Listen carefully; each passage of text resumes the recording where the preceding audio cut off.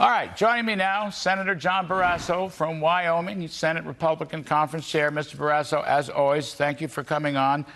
I believe Wyoming is probably the biggest coal-producing state. By the way, let's see. Ohio's a big coal-producing state. Pennsylvania's a big coal-producing state. These statements are going to affect the elections there. West Virginia, of course, is also. But anyway, what do you make of this whole business, closing down coal? What do you make of it, sir?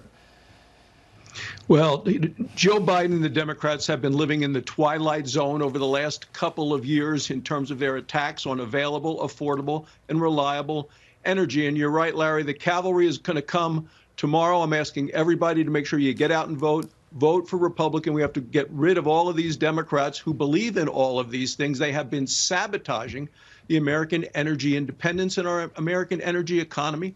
People have been suffering. So when I hear the president say no coal, and then he says no drilling as well, this is an administration that has taken a sledgehammer to our American energy economy and to our American energy workers. They haven't put a dent in climate change, but they've done dramatic damage to families all across the country who are just trying to heat their homes and buy groceries and buy gas, and they're going to have to be held accountable. That's coming tomorrow. By the way, just this point that Biden made, I don't know, that's the royal we or the administration we or the regulatory we're going to close down coal plants across America.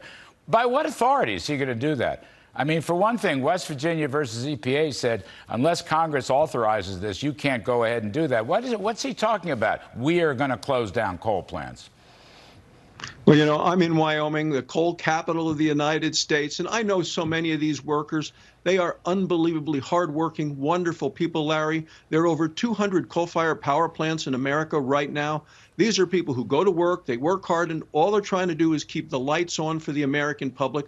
The guys I know and women in Wyoming, when they go home, what they want is a hot shower, a cold beer, and that's about all they ask.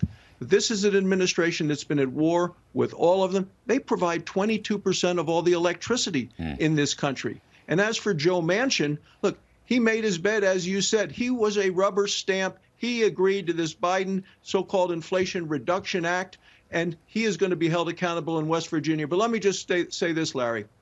You heard the president also say no one is building any coal-fired power plants. I would say to the president of the United States, Mr. President, in China, in India, they continue to build. In China, one new coal-fired power plant is coming online every week. They have 5 coal-fired power plants in China for every one we have in the United States. So, Mr. President, what you are doing is suicide. It's economic suicide. It's national security suicide. You are hurting our nation. Well, again, Senator, I don't understand the statement, though. We are going to shut them all down. What authority is he going to use? Now, the cavalry is going to come. You're all going to take back the Senate and the House, hopefully tomorrow.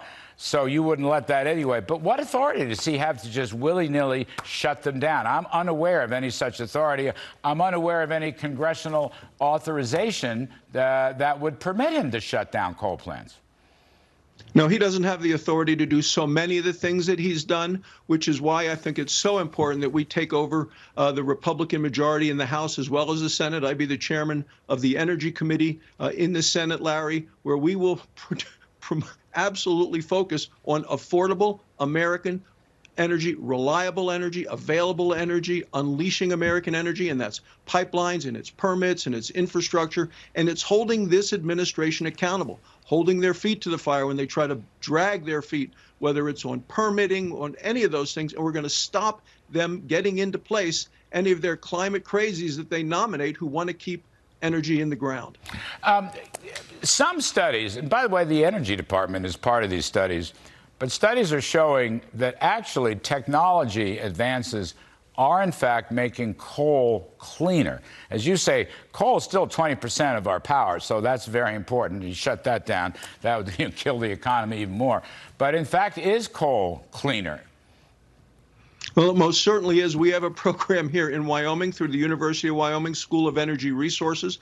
We have a testing center in Gillette, Wyoming, and have found ways to actually capture carbon dioxide and sequester it in many ways so that coal is cleaner. We want to make all energy as clean as we can, as fast as we can. But Larry, we want to do it in ways that don't raise costs for American families. This administration is so fixated on renewable energy, which isn't always reliable. You can't power this country, this economy, whether you're doing manufacturing, no matter what we're doing in this economy, you need more than wishful thinking and wind turbines and solar panels, which is why I'm so enthusiastic and encouraged by where we're going to be tomorrow on Election Day. As you know, I was out with Adam Laxalt in Nevada over the weekend. We did a bus tour, big crowds, lots of enthusiasm. Their gas is over $5 a gallon. The cost of energy is the driving factor in that race, Larry. Well, I love that picture you texted me from the campaign bus. I responded to it. I hope you saw my response. It was a great picture. You even had my pal O'Brien in there for some national security backing. But coming back to this other matter, is there any doubt that if you kept Democratic majorities with the Biden administration, they would end fossil fuels? I mean, the White House is trying to spin it, but here he is. He says it again. He wants to end fossil fuels. He wants to end coal. Can there be any doubt that that, in fact, is his policy? End fossil fuels. No, it can't be any doubt, Larry, in any of our minds. Like, this is Hillary Clinton saying, I'm going to put a lot of coal miners out of work. It's before that, it was Barack Obama saying he's going to shut them down, and he said electricity rates would necessarily skyrocket. Well, the American people have been living the pain this year, last year, of 40-year high inflation related to the policies of the administration. It's reckless Washington spending and its energy policies that have been a direct attack on American energy, which is why you see a weakened President Joe Biden having to go hat in hand to Saudi Arabia to ask for more energy, to Iran, to Venezuela, even to Russia. All of these are related to this focus, this religion on climate, because they want to do things dramatically, unilaterally, and immediately, no matter how bad it is for our economy.